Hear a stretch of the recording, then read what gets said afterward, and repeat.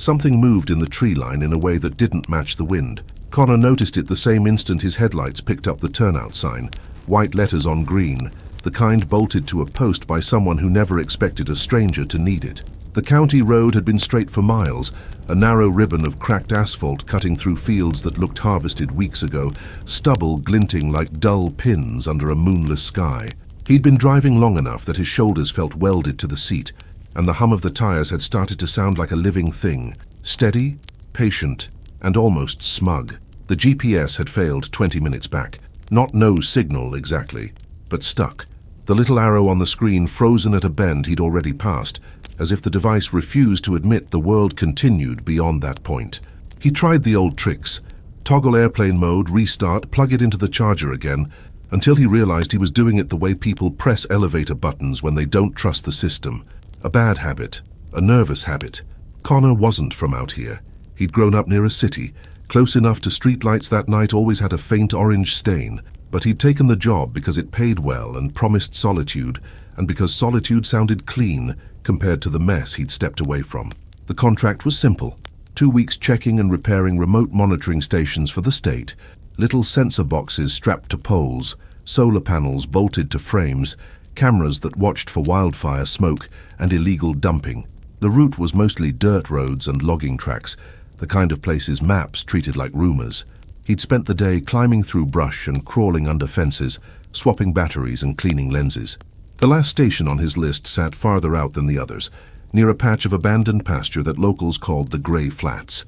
He'd been told, in a quick briefing, that the area was empty now. Farms folded, families moved, the land leased to nobody in particular. Empty, the way a room is empty after the furniture gets sold, but the smell of the old carpet still lingers. He was supposed to be back at his motel by sundown. He wasn't. His truck hit a shallow dip, and the suspension groaned. The turnout sign flashed by on his right, pointing to a narrow gravel lane. The lane was barely visible, swallowed by tall grass, but it existed. It looked like an access road, one of those forgotten spurs built for a purpose that no longer applied. Connor kept going for another minute, telling himself he didn't need it, that the main road would eventually lead to a paved highway and a gas station with fluorescent lights and a bored cashier. But the fields didn't end. The road didn't curve toward anything familiar, and the dark out here was heavier than he expected, as if the sky and the ground were collaborating to erase depth and distance. Then, the thing in the tree line moved again. Not an animal, not a deer startled by the truck. The movement had direction and restraint, like someone stepping aside at the last second, careful not to be seen.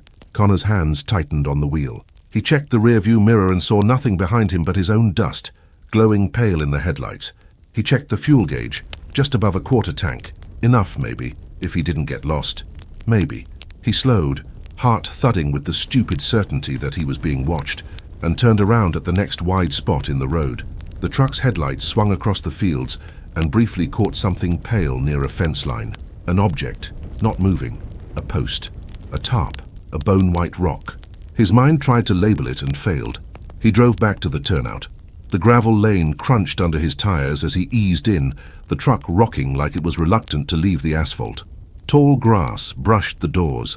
The lane narrowed quickly, hemmed in by scrub and thorny brush, and the headlights tunneled through it like a flashlight in a closet. A mile in, the main road had vanished behind him, swallowed by black. Connor told himself he'd drive just far enough to find a spot to turn around, and then he'd go back. A simple corrective maneuver. A small detour. Something rational. The lane ended at a clearing. It wasn't a natural clearing. It was too round, too intentional. Someone had pushed trees back in a wide circle, and the ground had been leveled long ago. Old gravel lay under the weeds like the bones of a parking lot.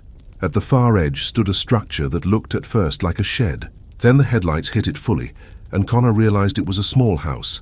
A farmhouse, maybe. One story, roof sagging, porch slumped forward like a tired jaw.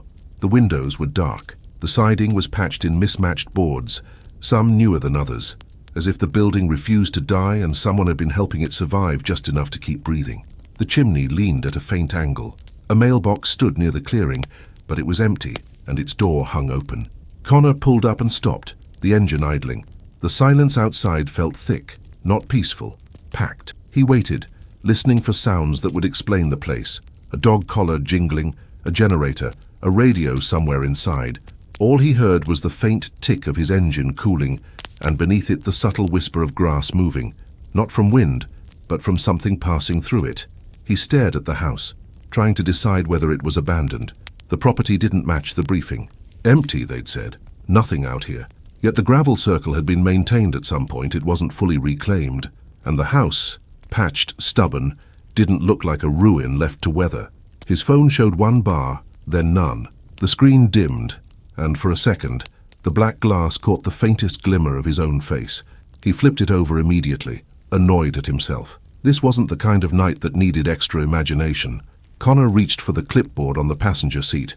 The last station he'd serviced had been listed as GF12, coordinates scribbled on the sheet. The coordinates were close. Too close for comfort, now that the comfort had drained away. The sensor might be near this clearing. It would make sense. A place like this offered a line of sight over the flats. He could do the job quickly and leave. That was the rule he'd set for himself in strange places. Do what you came to do. Don't linger. Don't let curiosity pretend it's caution. He stepped out of the truck. The air hit him like a damp cloth. Not cold exactly, but heavy with the smell of old soil and decaying wood. The night insects weren't singing the way they had earlier on the main road. The clearing held a different kind of quiet, as if it had boundaries the rest of the countryside didn't share. Connor shut the door softly, though he didn't know why he was trying to be quiet.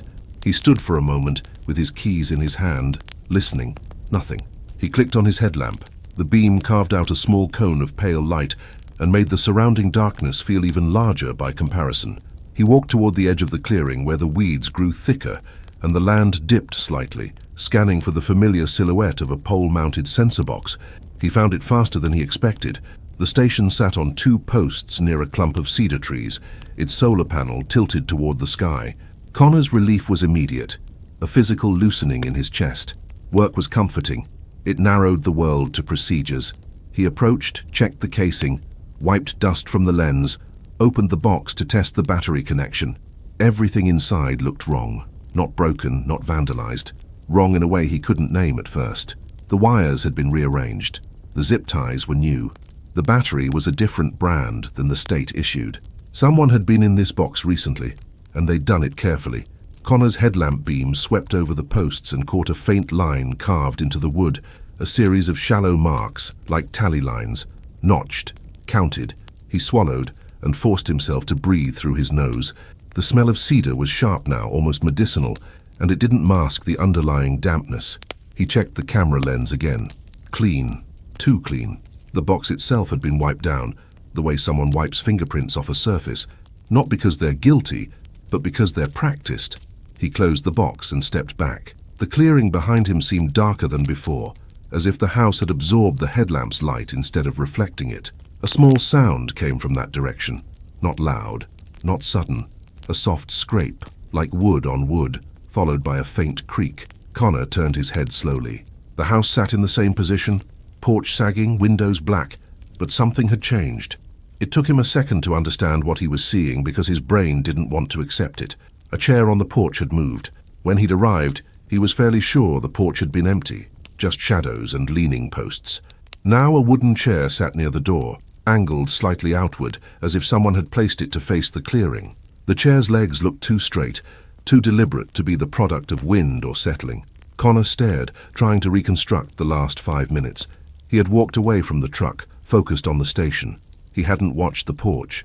The movement could have happened at any time. It could have been there all along and his headlights simply hadn't caught it. But the scrape and creak had been real. He'd heard them. And the sound had the simple intimacy of someone adjusting furniture. Connor began walking back toward his truck, careful not to rush. His boots pressed into the gravel and dead grass, making more noise than he wanted.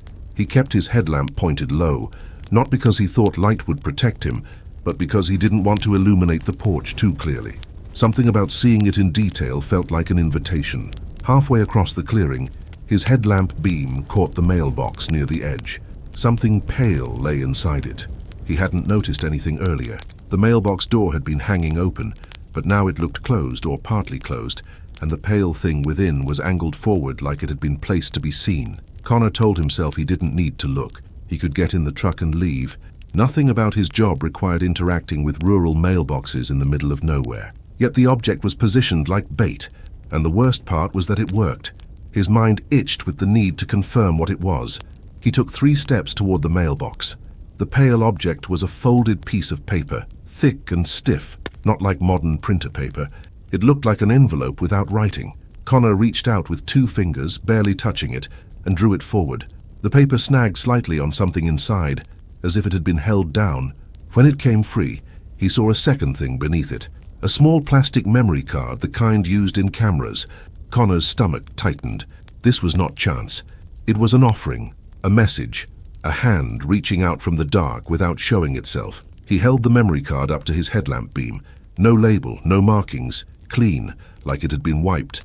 The folded paper, however, had marks on it, indentations, not ink. Someone had pressed hard with a pen or pencil, leaving grooves without color, as if the writing had been done on a sheet above it. Connor tilted it, and the headlamp's light raked across the surface, revealing the faint shapes of letters. He couldn't read them fully, but one word was unmistakable: his last name. Connor froze so completely that even his breath seemed too loud. He hadn't given his name to anyone out here.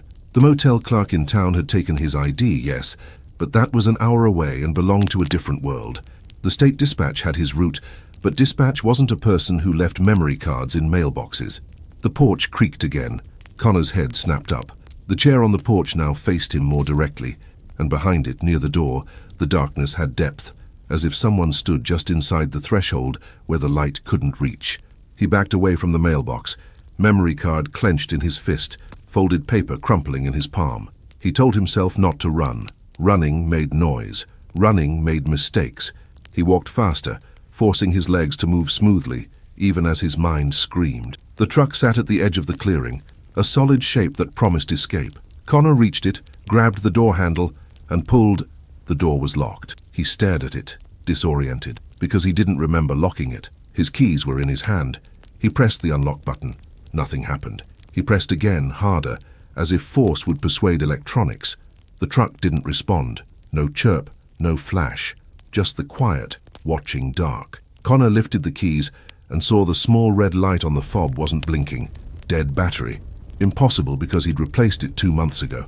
Another scrape came from the porch, louder this time, like something being dragged across boards. Connor turned, headlamp beam swinging up. The chair had moved again. It sat at the top of the porch steps now, angled down toward the clearing, positioned like a marker. The space behind it looked thicker, as if the house had opened its mouth wider. Connor's hand tightened around the memory card until the plastic edges bit into his skin. He forced himself to breathe, to think. Old trucks had physical keys. If the fob died, the metal key should still work. He jammed the key into the door lock, twisted. The key turned, but the lock resisted, gritty and stiff, as if something had been poured into it. Connor yanked the key out and stared at it. The metal teeth had a dark smear on them. Mud, grease, something else. He heard a new sound then from the grass at the edge of the clearing, a steady rustle, moving from left to right. Not fast, not frantic, deliberate. Whatever had been watching from the tree line earlier hadn't stayed in the trees. It had come closer, circling the clearing and the tall grass, using the weeds as cover the way hunters use brush. Connor swung his headlamp toward the sound. The beam caught nothing but swaying stalks, yet the rustle continued, approaching the truck's rear quarter panel. He backed against the driver's door, trapped between the locked metal and the moving grass. The air smelled suddenly sharper, like crushed plants. The rustle stopped. Something exhaled. It wasn't a human sigh, and it wasn't an animal snort. It was slow, controlled, almost thoughtful, like someone testing the air before stepping into a room. Connor's eyes flicked to the porch again. The chair remained at the steps, but the darkness behind it seemed to lean outward. A presence without a shape. His mind did what minds do under pressure. It tried to solve the situation like a puzzle. Who would do this? A squatter? A landowner? Someone angry about government equipment? Someone playing a sick joke? But none of those explanations fit the detail of the paper in the mailbox, the way his name had been impressed into it. None of them fit the altered sensor station with its tally marks, like someone had been counting days, or visitors, or something worse. Connor looked down at the memory card in his hand. If it came from a camera, it contained images, proof, a warning, or a record. And if someone had placed it for him, they wanted him to see what was on it before he left. The rustle in the grass began again, closer now, brushing the truck's rear bumper. Connor could almost feel the vibration through the metal. He held his breath, listening for footsteps, for a human rhythm, but the movement had no clear cadence. It was as if something slid through the weeds without lifting its weight. Connor forced his body into motion. He stepped away from the driver's door and moved toward the passenger side, keeping his headlamp trained on the grass. He reached for the passenger handle. It opened. He climbed in, twisting awkwardly across the seat, dragging his knees over the console. He tried the ignition. The engine clicked once and died. No crank, no cough, just a single mechanical refusal. Connor sat in the dark cab, headlamp beam jittering across the windshield. The house loomed beyond the glass, porch chair like a sentinel. The rustling outside continued, now near the passenger door, and the sound was so close it might as well have been inside the truck. He realized, with cold clarity, that whatever had manipulated the sensor station and placed the memory card had also ensured he couldn't leave easily. The dead fob, the fouled lock, the engine refusing on the first attempt like it had been primed to fail. Connor held the memory card up again, staring at it as if it could explain itself, and then he noticed something else in his lap. A faint sprinkling of dirt and plant matter that hadn't been there before, scattered across his jeans like someone had brushed a hand against him. He looked at the passenger window. On the outside of the glass, just below the top edge, a smear appeared, long, slow, as if something had slid along it with pressure. The smear wasn't a print. No fingers, no clear shape, just a broad streak of dampness that caught the headlamp's light and made his skin crawl. Connor's throat tightened. He kept his hands on the wheel, forcing stillness, as if any movement would trigger whatever waited inches away. The sound outside shifted upward, brushing near the window. A second smear formed parallel to the first, as if something was testing the barrier. Connor stared at the house one last time and understood the worst part. The chair on the porch wasn't pointed at him like a threat. It was pointed at him like an audience, as if whatever was out in the grass wasn't alone, as if this clearing was a stage that had been prepared in advance, and Connor had driven into it willingly. Connor kept his hands on the wheel because it was the only shape in the cab that still felt familiar. The truck was supposed to be a sealed thing, a heavy promise of distance and horsepower, but the clearing pressed in on it like pressure on a bruise. The rustling outside shifted again, closer to the passenger door, and the sound changed in a way his body understood before his mind did. It wasn't just grass moving anymore. It was weight, distributed slowly, as if something was leaning into the weeds and testing how quiet it could be while still advancing. The headlamp beam trembled on the windshield. His eyes refused to settle. Everything out there had the same color, night soaked into field and house and porch, with only small islands of shape where the light reached. A person could stand in that darkness and become an absence rather than a figure. Connor tried the ignition again. This time the engine didn't just click. It cranked once, half a turn, then stopped, like something grabbed the flywheel and held it. The dashboard lights dimmed hard and came back. The truck had power. It simply refused to commit. His pulse thumped in his throat. He knew enough about engines to understand what it meant when a vehicle acted like it had been sabotaged without looking sabotaged. Battery cables could be loosened. Fuses could be pulled and replaced halfway. Sensors could be unplugged and tucked back in. The kind of interference that didn't leave obvious evidence, the way a careful hand moves through a room without knocking anything over. Outside, the rustle paused again, and a faint scrape sounded near the rear quarter panel, like something brushing metal. Not scratching, not frantic, just exploring the surface as if mapping the outline. Connor lifted the memory card from his lap. The plastic was warm now from his grip. He searched his gear bag for his field tablet, hands moving too fast, snagging on zippers. He found the tablet in the side pocket and brought it up. No signal out here, but he didn't need signal. He needed power and a way to read the card. He had an adapter, a cheap little sleeve that allowed a micro SD to plug into the tablet's port. He fumbled it onto the card, then pushed the adapter into the tablet. The screen woke with a dim blue glow. For a moment, that glow made the cab feel even smaller, like an aquarium. Connor forced himself to keep the tablet low, not because he was hiding from something human, but because the idea of being watched while illuminated felt intolerable. He tapped through the file browser with shaking fingers. A folder opened. Inside were videos. No names, no timestamps visible in the list, only a sequence of clips labeled with simple numbers. Connor selected the first one. The video played immediately, and his blood turned cold. The angle was low and wide, positioned as if the camera had been placed on a porch rail or a chair seat. The view showed the clearing, the gravel circle, the lane leading out, the cedar clump where the sensor station stood.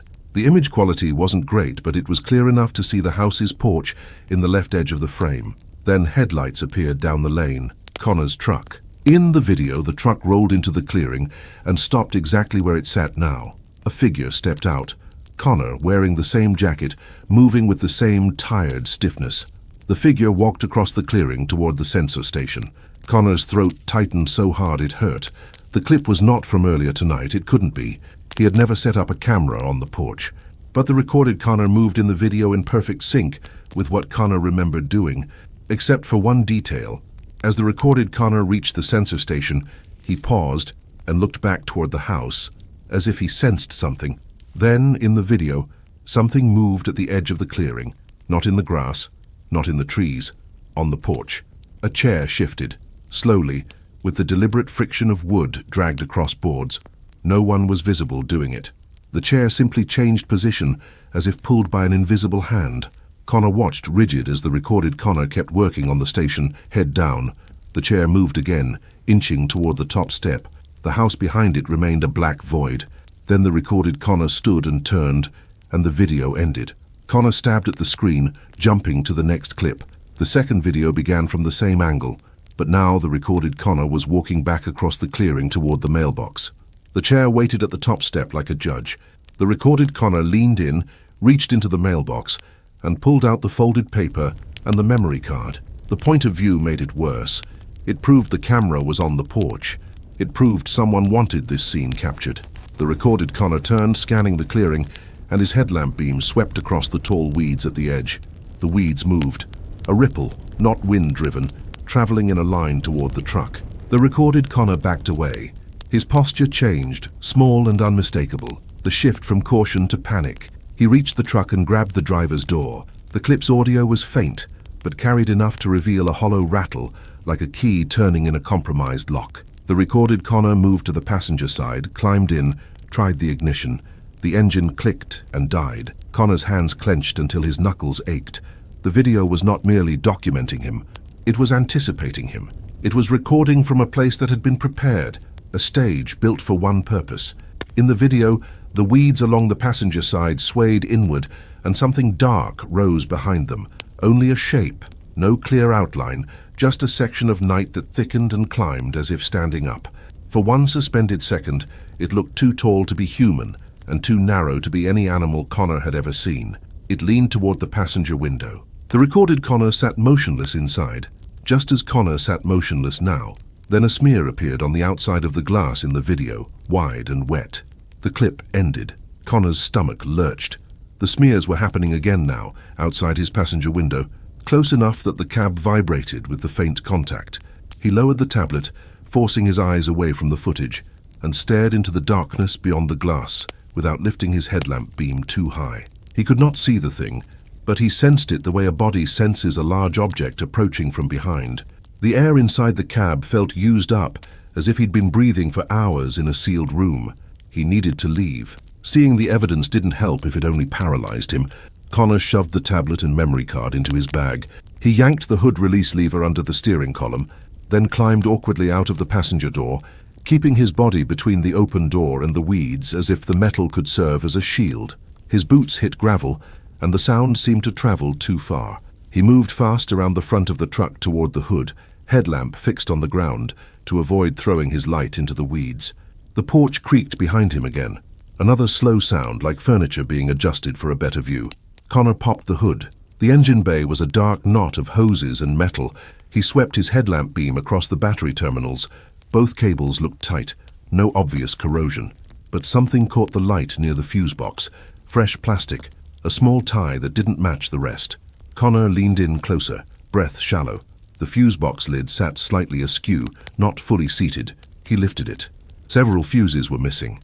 Not blown. Missing. Cleanly removed, leaving empty slots like pulled teeth. Connor's throat went dry. This wasn't prank level. Someone had taken time. Someone had known exactly which fuses would cause the engine to fail without killing all electrical power. His hands shook as he searched the box interior, hoping the fuses were tucked inside. They weren't. He checked the spare fuse compartment built into the lid. One spare remained. Only one. A new sound came from the weeds behind him. Soft scraping movement, no longer circling but closing. The grass pressed outward as if something large pushed through it, without caring about noise anymore. Connor snatched the spare fuse and forced himself to think. He didn't know which fuse was missing. He didn't have time to test, but he had seen enough state vehicles to know the fuel pump fuse was often critical, and the ignition relay could be enough to stop a crank. He scanned the diagram on the fuse box lid, eyes skimming shapes and abbreviations that blurred together. Fuel pump. Empty. He jammed the spare fuse into the empty slot with numb fingers and slammed the lid down, not properly, just enough. He dropped the hood and sprinted back toward the driver's door, no longer caring about noise. The weeds behind the passenger side shifted violently, and something struck the side panel. One heavy impact that dented metal and made the truck rock. Connor didn't look. He threw himself into the driver's seat and jammed the key into the ignition. The engine cranked. Once, twice. Then it caught, sputtering like a throat-clearing smoke, and roared into full life. Connor's relief almost made him sob. He slammed the truck into reverse, tires spitting gravel, and backed away from the clearing without checking mirrors. The headlight swung wild arcs across the porch, and in that moving light, Connor saw enough to convince him he would never come back. The chair was no longer at the steps.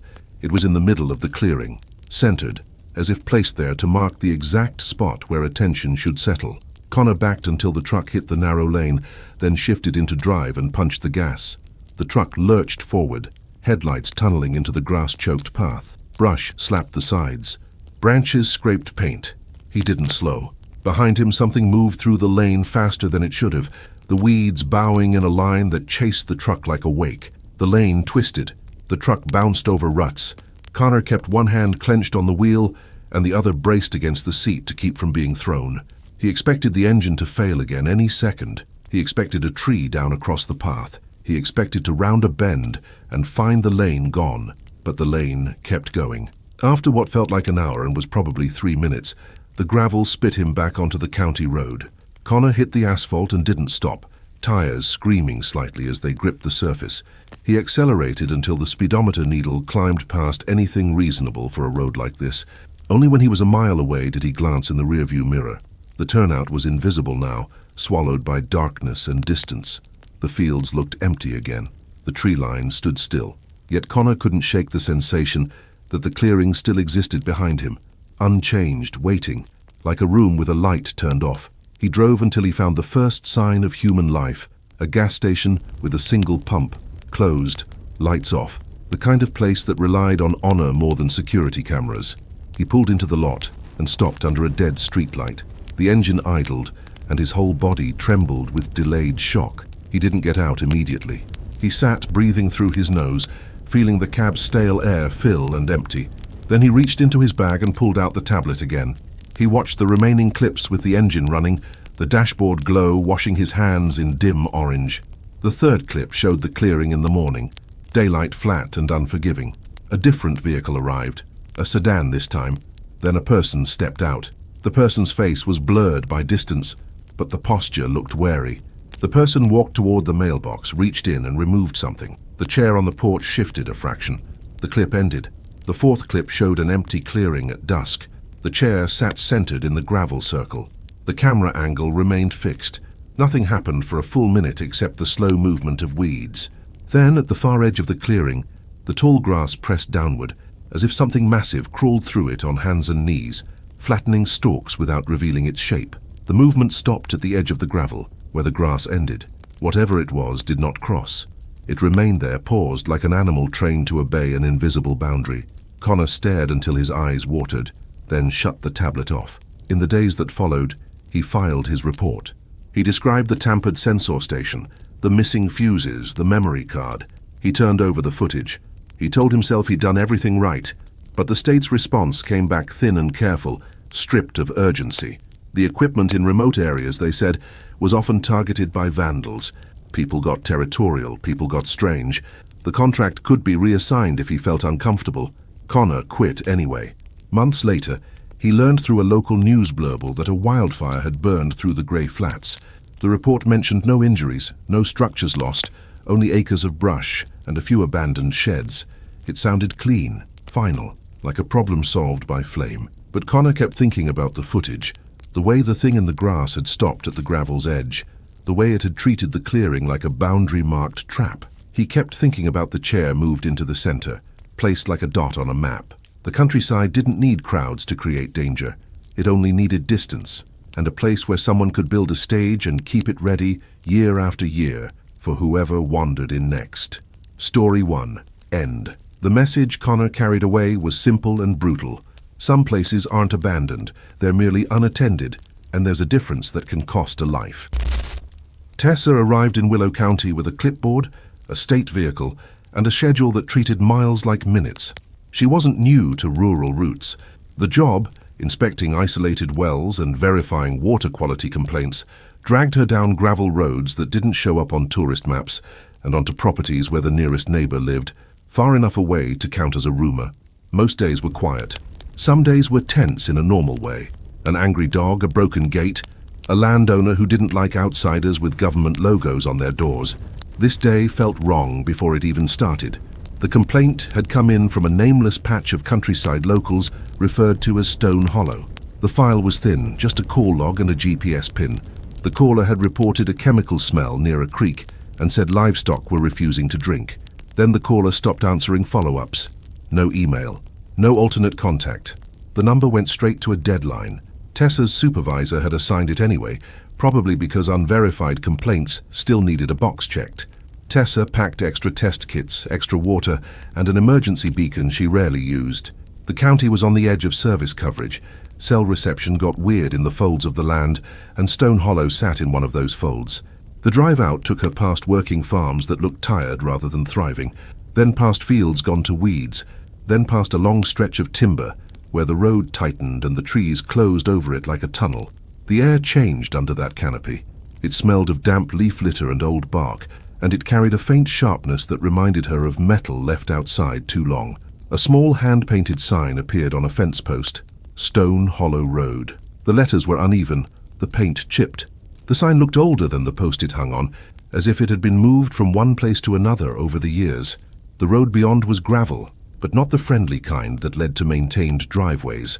This gravel was loose and pale, spread thin over packed dirt, and it crunched under her tires with a sound that felt too loud in the trees. Tessa drove slowly, scanning for landmarks from the file. The GPS arrow drifted slightly off the road, as if the system couldn't decide where the road truly ran. She relied more on the odometer and the shape of the land. A low ridge on her left, then a dip, then the road bending hard to the right around a wall of pines. She came to a point where the trees thinned and the hollow opened. Stone Hollow wasn't dramatic like a canyon.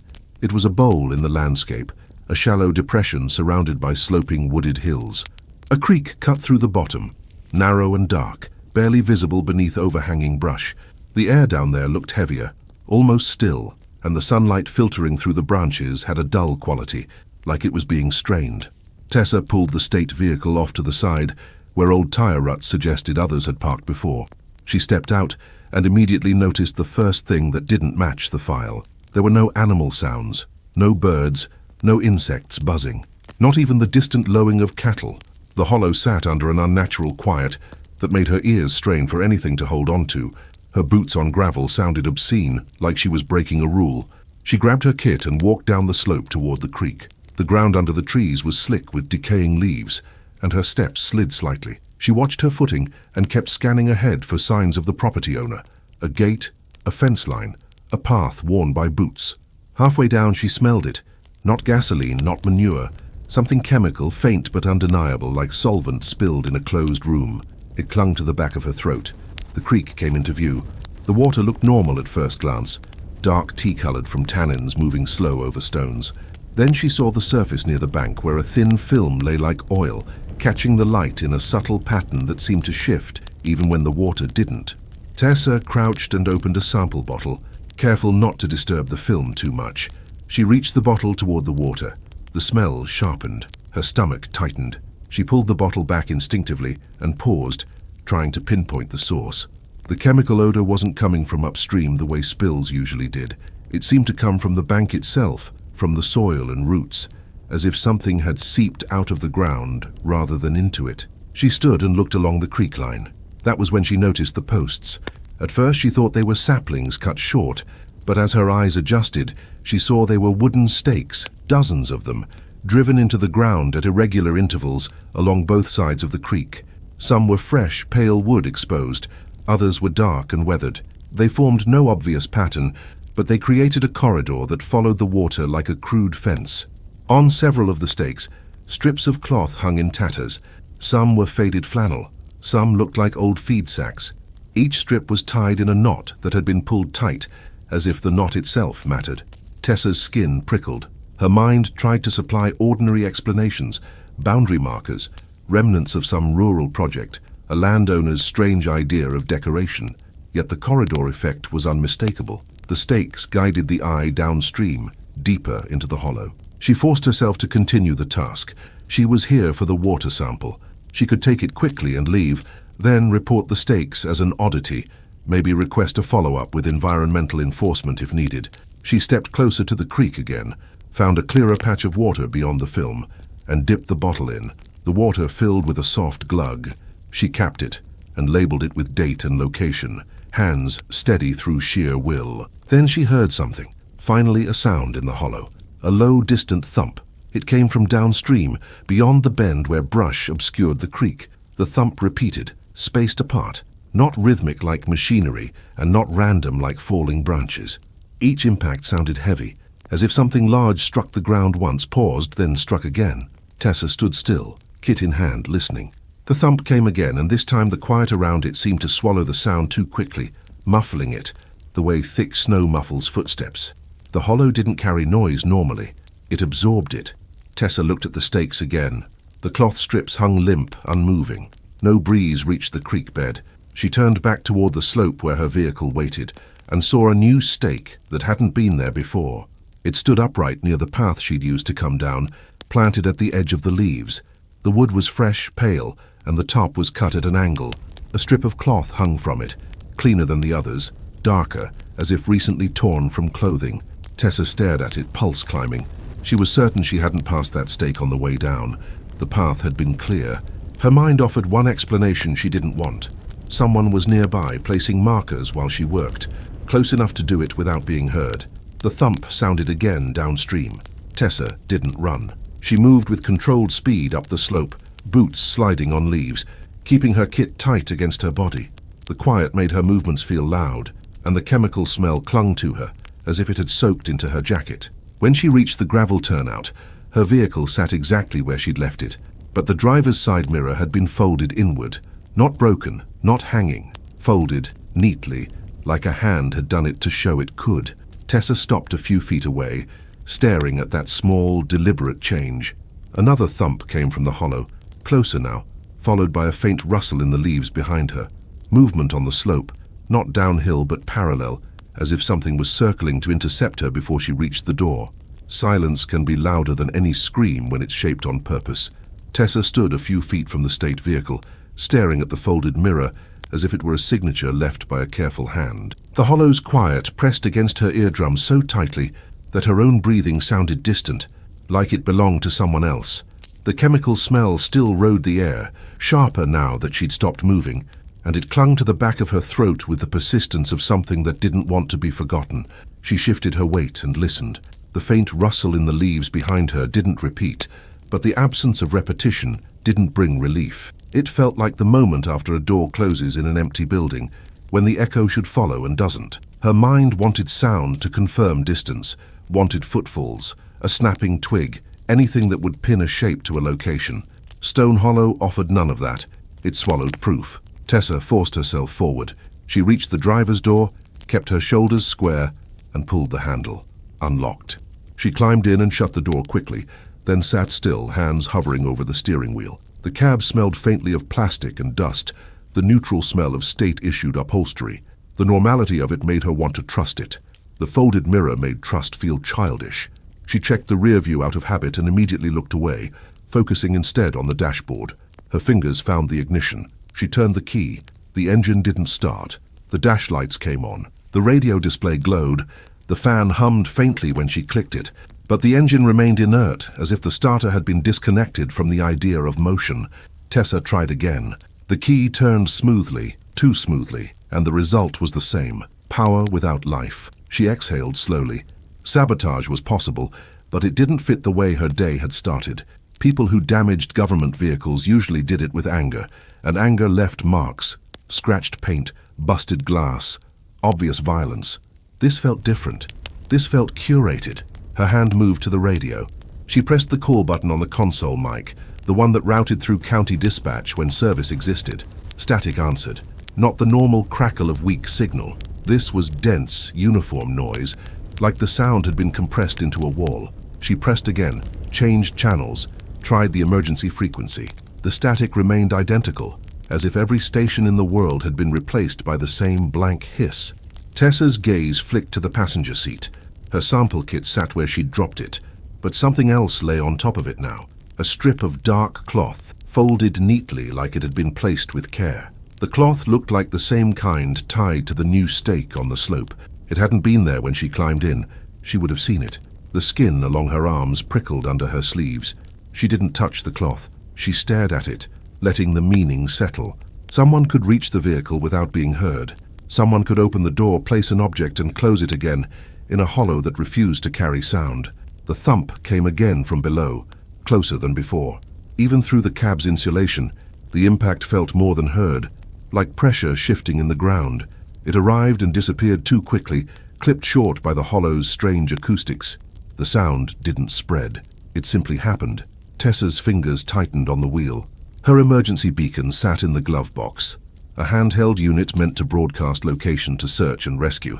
It wasn't subtle. It was designed for worst-case scenarios. She'd never activated it. Her job didn't usually need it. Stone Hollow was beginning to feel like exactly the reason it existed. She leaned over, opened the glove box, and pulled the beacon out. It was heavier than she remembered, a brick of orange plastic with a flip-up antenna. She snapped the antenna up, pressed the activation sequence, and watched the small light begin to blink. For 2 seconds she felt a pulse of relief, as if the blinking light itself created a thread to the outside world. Then the beacon's light blinked once more and went dark. Not the battery dying, there was no fade, no weakening. It simply stopped, as if someone had flipped a switch in the air. Tessa stared at it, disbelief tightening her jaw. She pressed the activation again. Nothing. The hollow took signals the way it took sound, quickly, cleanly, with no trace of where they went. Her eyes moved to the windshield. Beyond it, the slope down toward the creek looked the same. Trees, leaf litter, the narrow corridor of stakes she'd noticed along the water. But now she could see more clearly from this angle. The stakes didn't just line the creek. They branched upward, stepping the corridor toward the turnout, like a funnel. The stakes weren't decoration. They were guidance. Her stomach turned. That faint rustle came again, closer to the vehicle now, leaf movement without the reassuring punctuation of a snapped twig. Something passed near the rear bumper, unseen. The car rocked slightly, not from impact, but from the shift of weight near it. A presence moving close enough to affect the springs. Tessa's mind ran through options with brutal speed. The engine wouldn't start. The beacon didn't hold. The radio was a wall of static. Staying in the vehicle meant waiting for whatever had folded her mirror and placed the cloth. Leaving the vehicle meant stepping into a corridor of stakes in a hollow built to erase noise. Her fingers found the door handle. She didn't open it immediately. She breathed, steadying her hands, then pushed the door open and stepped out fast, shutting it behind her. The air felt thicker outside, and the chemical smell intensified, like the hollow's bottom exhaled it upward. She moved toward the front of the vehicle, keeping her headlamp clipped to her vest angled downward, even though it was still daylight, because the hollow's light felt dimmer than it should. She popped the hood.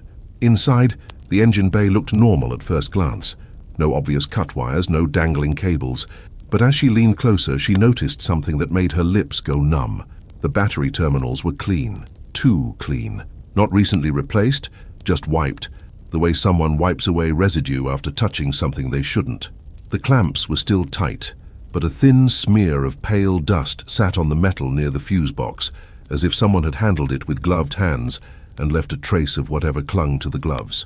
She opened the fuse box. Several slots were empty. The missing fuses weren't scattered. They were specific, clustered around the kind that controlled ignition and fuel delivery. Whoever removed them knew how to stop a vehicle without making it look damaged. Tessa stepped back from the open hood, heart hammering. The thump sounded again, closer still, and she realized the impacts weren't random. They were timed with her pauses, like punctuation, a warning that the hollow was aware of her decisions. She shut the hood quietly, as if noise mattered, and looked up toward the gravel road that led out. The road curved around the ridge and disappeared into trees. If she could reach it on foot, she might climb out of the hollow's bowl and find signal. The climb would be hard, but it was possible. She started toward the road. After 10 steps, she stopped. A new stake stood near the start of the curve. Fresh wood, pale and sharp-edged, planted in the gravel where there hadn't been one before. A strip of cloth hung from it, darker than the others, and it marked the road like a finger pointing back down into the hollow, a boundary. Tessa scanned the road beyond the stake. The curve's far edge looked unchanged, but the trees there seemed denser, the shade deeper. An optical trick, maybe, but it carried the same feeling as the static on the radio, a uniform blankness. She turned her gaze back to the hollow. The corridor of stakes along the creek drew the eye downstream, toward the bend she hadn't walked past. The thump came again, and this time it was followed by a faint tremor in the ground under her boots, like a heavy object struck earth and traveled through roots and stone. Tessa's rational mind clung to a solution: illegal dumping, some operation using the hollow's geography to hide. Meth waste, solvents, stolen fuel, people who wanted the water complaint erased before it became a report, people who manipulated signals and engines to trap inspectors long enough to frighten them away. That explanation was horrifying because it was ordinary, but the hollow's behavior, the way it ate sound, the way it killed the beacon without draining it, the way stakes appeared between blinks, made ordinary feel inadequate. Tessa looked at her sample bottle in the kit. The water was evidence. Evidence meant something to people who feared discovery. She realized the worst possibility. The hollow wasn't just a location where someone worked in secret. It was a tool they used. A natural pocket that muffled noise, a bowl that hid light, a place where even a beacon could be swallowed if the terrain was right. And she was inside it. Tessa made a choice that felt like walking toward a fire to find the exit. She went back down the slope toward the creek. The corridor of stakes seemed closer now, not because it had moved, but because she had begun to see it as an intentional structure. Cloth strips hung from the posts like small flags, all slack, no wind touching them. The chemical smell thickened as she approached the water, and a faint metallic tang joined it, like old pennies left in a damp pocket. The thump came again, and this time she could place it more precisely, downstream beyond the bend in the deepest part of the hollow. She followed the stakes, stepping carefully over roots and slick leaves. The creek's surface film shifted in patches along the bank, and the soil beside it looked disturbed, turned over in places, as if something had been dug and reburied more than once. A few minutes in, she reached the bend. Beyond it, the hollow opened into a wider flat, and the stakes thickened until they resembled a crude palisade, forming a corridor that narrowed toward a central point. In the middle of that point stood a structure that made her stop dead. A wellhead. Not a picturesque stone well, but a utilitarian concrete collar set into the ground, with a rusted metal cap bolted across the top. The cap was dented and stained. A chain ran from the cap to a heavy iron weight, suspended from a crude wooden frame built above it, like an improvised drop hammer. The weight swung slightly as if recently set in motion, and then it dropped. The iron slammed onto the cap with a dull, heavy impact, the thump she'd been hearing, sending a vibration through the soil that she could feel in her teeth. The chain jerked. The weight lifted slightly, then hung, waiting. No motor was visible. No person stood at the frame, yet the weight had moved with purpose, as if guided by a mechanism hidden among branches above, or by hands that stayed just out of sight. Tessa's breath caught. She backed a step without turning around, eyes locked on the wellhead. The stakes around it weren't random anymore. They created a ring, a boundary the same way the new stake had marked the road. Inside the ring, the ground looked darker, the leaves damp, the soil compacted. Her mind insisted on the obvious, a dumping point, a place where chemicals were poured down a forgotten well and sealed. The drop hammer might be a threat, sound meant to intimidate, vibrations meant to suggest power, a ritualized warning. Then she noticed what hung from one of the closest stakes, a laminated badge clip, sun-faded, the kind used to hold ID cards. The plastic sleeve was empty, but the clip bore a state emblem, not hers. Another one hung farther back, partially buried in leaf litter, chain still attached. Tessa's stomach turned hard. This wasn't the first inspection that ended in silence. The weight above the well lifted again, just slightly, like a breath drawn in. It hung there, suspended, waiting. Tessa's fingers went numb around her kit handle. She didn't step into the ring. She didn't approach the well. She simply stood, trying to decide whether to retreat or run, and every option felt like a move already anticipated. A faint pressure shifted behind her, air displaced close to her shoulder. No footsteps, no clear sound. Just the sense that something large had come near enough to share her space. Tessa forced herself to move. She pivoted and ran back along the creek corridor, not wildly, but with everything she had. Boots sliding, kit banging against her thigh, headlamp bouncing. The hollow's quiet made the run feel surreal, like sprinting through a dream where the world refuses to acknowledge panic. She reached the slope, climbed hard, fingers grabbing at roots and brush. Her lungs burned. Her legs slipped, but she kept moving upward toward the ridge where the trees thinned and the world beyond the hollow might still obey normal rules. Halfway up, the thump sounded again, closer now, or maybe louder, because she was closer to leaving the bowl, and sound could travel a fraction better. The vibration chased her up the slope, as if the well's impact wanted to remain felt even when it couldn't be heard. She crested the ridge and stumbled onto firmer ground. The air changed immediately. Less chemical, more pine and sun-warmed bark. And with that change came something she hadn't realized she'd lost until it returned. Birdsong. A single sharp call, then another. The world made noise again. Tessa stopped and turned back toward the hollow. From the ridge she couldn't see the well or the stakes clearly. The depression looked like ordinary woods and creek bed, harmless from above, like a place hikers might pass without noticing the trap beneath the canopy. But she could feel the hollow's silence from the edge of it, like standing near a room where the door is shut and something waits inside. She ran the rest of the way to the road. Signal returned in weak pulses on her phone. She made it to the nearest farmhouse she could find miles away, where the sight of another human being nearly broke her composure. She filed the report with shaking hands. She handed over the water sample. She described the stakes, the missing fuses, the wellhead and the drop weight, the abandoned badge clips. In the weeks that followed, the investigation produced almost nothing that could be pinned down. By the time officials returned with proper teams, the stakes were gone. The corridor had been stripped clean, cloth removed, posts pulled, leaf litter raked over disturbed ground with an attention to detail that felt like mockery. The wellhead still existed, but the drop frame had vanished, and the cap's dents looked older than any recent impact. The lab results for the water were the only thing that didn't disappear. The creek carried solvents no one should ever find in a rural watershed, and the concentrations rose and fell as if the source were being turned on and off. Stone Hollow remained on maps, but it became a place people referenced indirectly, like a sawtooth touched only with the tongue. The county installed new signage. The state rerouted inspectors. Complaints from that area stopped entirely, as if the hollow had achieved the silence it wanted. Tessa kept her job, but she never drove into a bowl-shaped valley without checking how sound behaved. She learned to listen for missing noise, for the absence of insects, for the way the air tasted when the ground held secrets. She learned that isolation doesn't just hide danger. It can be engineered into a weapon, a boundary, a trap that erases the evidence of its own existence. Story 2. End. The message Stone Hollow left behind was blunt. Some places don't need walls or locks to keep outsiders out. They only need distance, patience, and a silence that eats every warning before it can travel.